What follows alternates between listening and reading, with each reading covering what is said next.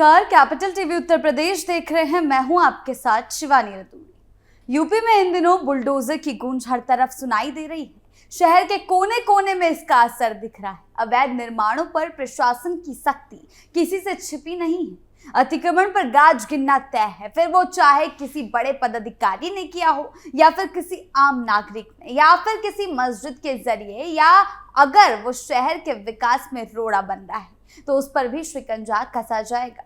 अवैध कब्जों पर प्रशासन का डंडा चलना तय है। जगह जगह धड़ाधड़ एक्शन देखने को मिल रहे हैं, लेकिन कुछ लोग इस कार्रवाई से बौखलाए हुए हैं और बौखलाहट में ऐसा कदम उठाते हैं जिससे आम जनता को परेशानी हो, पुलिस कर्मियों को परेशानी हो। सरकार ने साफ किया कि अतिक्रमण पर एक्शन जारी रहेगा, फिर भी कुछ लोग इस तरीके के कदम उठाते हैं और इस सवालों के घेरे में हैं। तो क्या कुछ चल रहा है, कहां-कहां और कितनी कार्रवाई देखने को मिल रही है, आइए जानते हैं विस्तार से।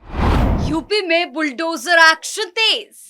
चंदौली में सड़क चौड़ीकरण के लिए दूसरे दिन भी बुलडोजर गरजा। जीटी रोड किनारे अवैध अतिक्रमणों पर कार्रवाई तेज रही। भारी पुलिस बल की मौजूदगी में दुकानों और मकानों के हिस्से हटाए गए, जिससे इलाके में हलचल मच गई। प्रशासन का कहना है कि विकास कार्यों में बाधा डालने वाले हर अवैध निर्माण को हटाया जाएगा और लगातार चंदौली में कार्रवाई जारी है। तो क्या कुछ चल रहा है, देखिए रिपोर्ट। अवैध निर्माणों पर प्रशासन सख्त। चंदौली में अवैध निर्माण के खिलाफ प्रशासन का बुलडोजर एक्शन जारी रहा, लेकिन इस बीच यहां एक हैरान करने वाली तस्वीर भी दिखाई दी। बुलडोजर एक्शन से पहले ही मस्जिद कमेटी ने अवैध निर्माणों को खुद ही गिरवाना शुरू कर दिया। पंडित दीनदयाल उपाध्याय नगर पुराना मुगल सराय में सड़क चौड़ीकरण के लिए अवैध अतिक्रमण हटाने की बड़ी कार्रवाई की जा रही है। जिला प्रशासन और पीडब्ल्यूडी की टीमों ने सख्त से सख्त कार्रवाई की है। दूसरे दिन जीटी रोड के किनारे बुलडोजर चलाकर अवैध स्ट्रक्चर को ध्वस्त कर दिया। पड़हाव से गोधना बाईपास तक होने वाले इस चौड़ीकरण की जद में आने वाली दुकानों, मकानों और व्यवसायिक प्रतिष्ठानों को पहले ही नोटिस देकर चिन्हित किया गया था और साथ ही साथ इस अभियान में अब तक 50 से ज्यादा निर्माण गिराए जा चुके हैं। प्रशासन ने साफ किया है कि मानक के अनुसार पीडब्ल्यूडी की जमीन खाली होने तक ये कार्रवाई जारी रहेगी। सड़क निर्माण से लेकर पीडब्ल्यूडी ने सड़क के बीच से दोनों तरफ पैमाइश कर अतिक्रमण की मार्किंग की थी। स्थानीय प्रशासन द्वारा सार्वजनिक रूप से मुनादी कराई गई और संबंधित लोगों को खुद ही अवैध निर्माण हटाने की चेतावनी दी गई थी। अधिकारियों के अनुसार साफ साफ कर दिया गया है कि कई लोगों ने खुद ही अपने निर्माण हटा लिए, लेकिन जिन्होंने ऐसा नहीं किया उनके खिलाफ सुबह से बुलडोजर एक्शन शुरू कर दिया गया है। बुलडोजर की इस कार्रवाई से शहर के प्रमुख मार्केट में हड़कंप का माहौल है। जीटी रोड के दोनों किनारों पर कॉलेज, मस्जिद, मंदिर और रिहायशी मकानों का जो हिस्सा पीडब्ल्यूडी की जमीन में आ रहा है उसे तोड़ा जा रहा है। मौके पर भारी पुलिस बल तैनात है ताकि सुरक्षा व्यवस्था बनी रहे। तो आपको बता दें, अधिकारियों की मौजूदगी में दुकानों को आगे निकले हुए हिस्सों को गिराने का काम तेजी से चल रहा है। कार्रवाई के दौरान मौके पर मौजूद एसडीएम अनुपम मिश्रा ने बताया कि सड़क चौड़ीकरण के लिए यह अभियान चलाया जा रहा है। उन्होंने साफ किया कि पीडब्ल्यूडी द्वारा की गई मार्किंग के आधार पर ही अवैध हिस्सों को हटाया जा रहा है। प्रशासन का कहना है कि शहर के अंदरूनी हिस्सों में सड़क को मानक के अनुसार चौड़ा करने के लिए ये कदम जरूरी है और यह अभियान लगातार जारी रहेगा। कई लोगों ने खुद हटाया अतिक्रमण। उत्तर प्रदेश में हाल के समय में बुलडोजर कार्रवाई चर्चा का विषय रहा। इसका मतलब है कि सरकार या प्रशासन अवैध निर्माणों, अपराधियों की संपत्तियों या नियमों के खिलाफ बने मकानों को बुलडोजर से गिरा रही। इस कार्रवाई का मकसद ये बताया जाता है कि जो लोग भी कानून तोड़ते हैं या गलत तरीके से जमीन पर कब्जा करते हैं उनके खिलाफ सख्त कदम उठाया जाए। सरकार का कहना है कि इससे कानून व्यवस्था मजबूत होती है, लोगों में डर बनता है कि अगर वो गलत काम करेंगे तो उनके खिलाफ तुरंत कार्रवाई होगी।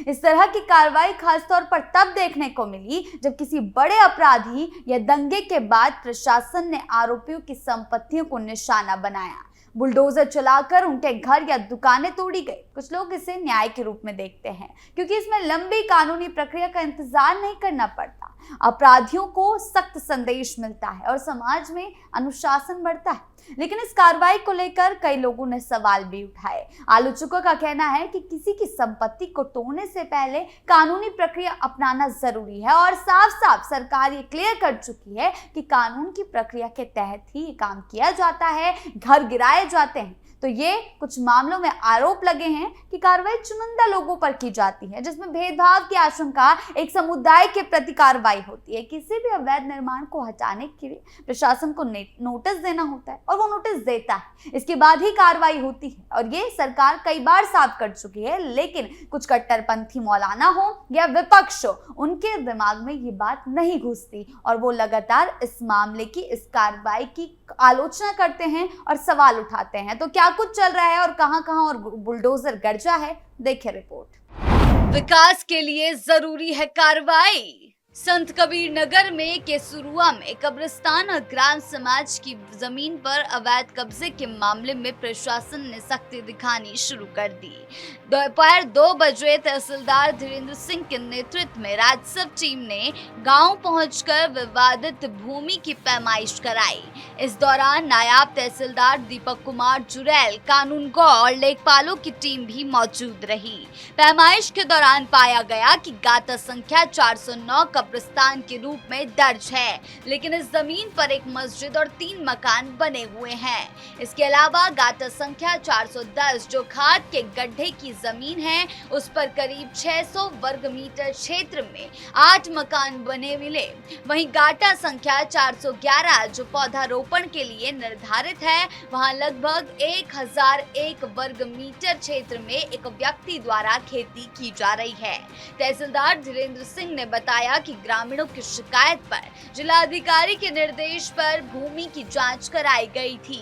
1100 से 1200 वर्ग मीटर क्षेत्र में बनी मस्जिद कब्रिस्तान की जमीन पर स्थित है, जो नियमों के विरुद्ध है। कमेटी के सदस्यों ने धोखाधड़ी की और साथ ही साथ मस्जिद को मस्जिद सुन्नी वक्फ बोर्ड में भी दर्ज करा लिया था।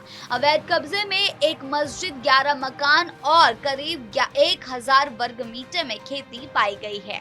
अभिलेखों की जांच में साफ हुआ कि कब्रिस्तान की जमीन पर अवैध रूप से मस्जिद का निर्माण किया गया है। इस पर उत्तर प्रदेश राजस्व संहिता की धारा 67 के तहत कार्रवाई करते हुए बेदखली का आदेश पारित किया गया। कहा कि मस्जिद कमेटी की ओर से ऐसा कोई ठोस साक्ष्य प्रस्तुत नहीं किया गया जिससे यह साबित हो सके कि निर्माण उनकी निजी भूमि पर हुआ है। हालांकि कमेटी ने इस आदेश के खिलाफ जिलाधिकारी न्यायालय में अपील दायर की है। ऐसे में अंतिम निर्णय आने के बाद ही आगे की कार्रवाई की जाएगी। तहसीलदार ने कहा कि ग्राम समाज की जमीन पर मकान बनाकर कब्जा करने वाले लोगों को नोटिस जारी कर दिया गया। अगर वो अतिक्रमण हटा लेते हैं तो ठीक, वरना उनके खिलाफ धारा 67 के तहत कार्रवाई करते हुए बेदखली की प्रक्रिया अपनाई जाएगी।